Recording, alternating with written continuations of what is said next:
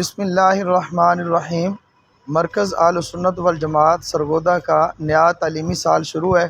طلباء کی آمد ہو رہی ہے الحمدللہ، اور جس طرح دیگر ضروریات مرکز کی ہوتی ہیں ان میں بہت بڑی ضرورت سالانہ گندم ہے۔ گندم کا آج کل چونکہ سیزن ہے، یہ گندم خریدی ہے اور خرید کر اس کو دھوپ میں ڈالا گیا خشک کرنے کے لیے۔ باقی گندم صفائی بھی ہو رہی ہے اور اس کو سٹور بھی کیا جا رہا ہے۔ ہمیں مرکز کے لیے تقریباً 2000 من گندم کی ضرورت ہوتی ہے۔